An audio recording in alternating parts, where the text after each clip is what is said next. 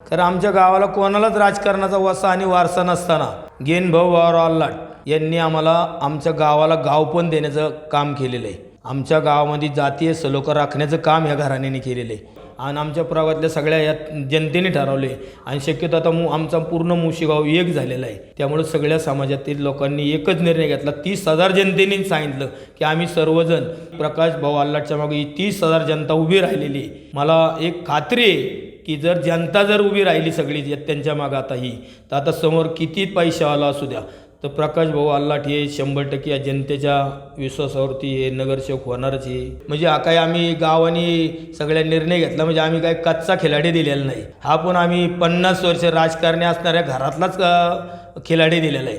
त्यामुळं या घराण्याचं एकच आहे, फक्त शांत स्वभावाचं घराणं असल्यामुळं लोकांना ते दिसून येत नाही, वारकरी संप्रदायाचं घराण्याचं। आणि त्यामुळं 100% आमचा संपूर्ण मुशी गाव असेल, माझा प्रभाग असेल, धुळगाव असेल, तुमची चरवली असेल, 100% प्रकाश भाऊच्या मागे सगळी जनता उभी राहणार आहे।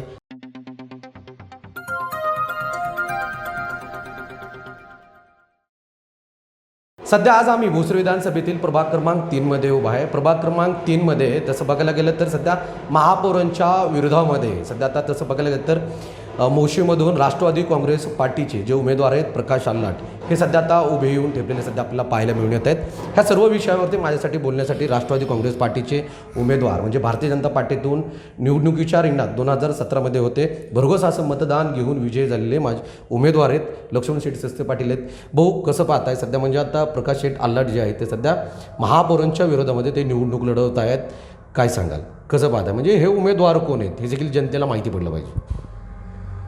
आता गेली 50 वर्ष झाले आमच्या मुशी गावचं जे भूषण आहे ते म्हणजे गेनभाऊ आल्हाट हे आमच्या गावाला दिशा देण्याचं काम खरं तर या घराण्याने केलेलं आहे। कारण आमच्या गावाला कोणालाच राजकारणाचा वसा आणि वारसा नसताना गेनभाऊ आल्हाट यांनी आम्हाला आमच्या गावाला गाव पण देण्याचं काम केलेलं आहे। आमच्या गावामध्ये जातीय सलोखा राखण्याचं काम ह्या घराण्याने केलेलं आहे। गेली 50 वर्षे त्यांनी राजकारणात असणारं घराणं आहे ते महाराष्ट्राच्या राज्याचे जनता दलाचे अध्यक्ष होते आणि त्या गेनभाऊ आल्हाटनी आमच्या गावाला नगरसेवक ज्यावेळेस ग्रामपंचायत होती त्याच वेळेससुद्धा 15 वर्षे हरिभाऊ साधू सस्ते यांना सरपंचपद दिलं आणि 5 वर्षे पंचायत समितीपद दिलं। त्याच्यानंतर नगरपालिका आली, नगरपालिकेच्या काळातसुद्धा बबनराव बोराटे असतील यांना नगरसेवक केलं आणि बबनरावच्या बोराट्यांच्या विरोधात शरद बोराटेंना उमेदवारी दिली होती, पण शरद बोराटे म्हणले मी बबनरावच्या विरोधात लढणार नाही, मी पडू शकतो। तर गेनभाऊ आल्हाट म्हणले बा तू पडू शकतो तर आपल्या गावात प्रॉब्लेम येऊ शकतो की बा जर आपला जाती सलोखा राखायचा असं तर गेनभाऊ आल्हाटनी त्यावेळेस ना स्वतः माघार घेऊन म्हणले मी पडलो चालेल, पण गावातून बबनरावला आणि शरदला निवडून देण्याचं काम गेनभाऊ आल्हाटने केलं।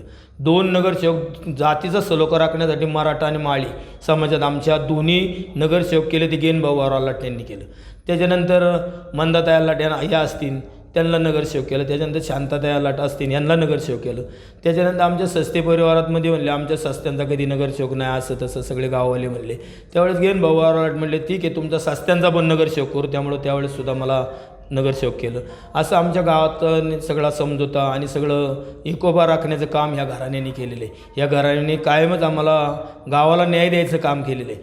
त्यामुळं आमच्या अख्ख्या मुशी गावाने आणि आमच्या प्रभागातल्या सगळ्या या जनतेने ठरवले आणि शक्यतो आता आमचा पूर्ण मुशी गाव एक झालेला आहे, सर्व समाज आमचे एक झालेला आहे।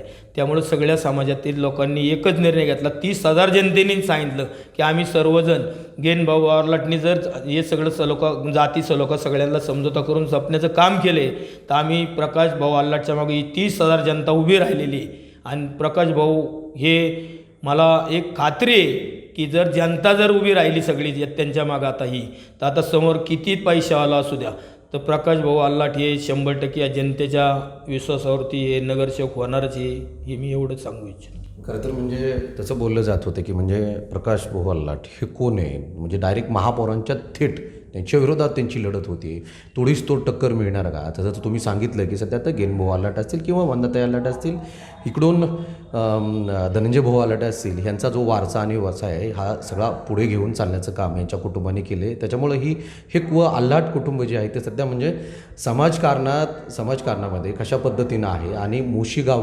गावाने कशा पद्धतीने या ठिकाणी त्यांचा जो इतिहास आहे तो रचलेला सध्या पाहायला मिळतो. त्यामुळे नक्कीच तोडीस तोड उत्तर मिळेल महापौरांनाच. तोडीस तोड उत्तर मिळणार आहे. कारण का तर या घराण्याने आजपर्यंत 50 वर्षे गाव सगळं एक संध राखण्याचं काम केलेलं आहे. आता आमच्या गावचा भांडारा असं ना तुम्ही पाहताय, एकजुटीने सगळं गाव आमचं भांडाऱ्यासाठी सुद्धा एकत्र होते. त्यामुळं आम्हाला सगळ्या गावात प्रत्येक आमच्या घटकातला नगरसेवक केलेले धनंजय भाऊ आल्हाट असतील, आम्ही सर्वांना आम्हाला नगरसेवक करण्याचा मोलाचा वाटा या घराण्याचा आहे. आणि हे घराणं आज 50 वर्षे गाव पण जपण्याचं काम करते. त्यामुळं या घराण्यातला सगळ्या आमच्या मोशी गावाने विचार केलेला आहे आणि सगळ्या विचार करूनच आम्ही निवडणूक रिंगणात प्रकाश भाऊ यांना उतरवले. म्हणजे हा काय आम्ही गावाने सगळ्या निर्णय घेतला म्हणजे आम्ही काय कच्चा खिलाडी दिलेला नाही. हा पण आम्ही 50 वर्ष राजकारणी असणाऱ्या घरातलाच खिलाडी दिलेला आहे. त्यामुळं या घराण्याचं एकच आहे, फक्त शांत स्वभावाचं घराणं असल्यामुळं लोकांना ते दिसून येत नाही. वारकरी संप्रदायाचं घराणे, लहानपणापासून त्यांचं एक गळ्यातनी माळा असणारं घराणे, त्यामुळं शांत संयमी घराणे.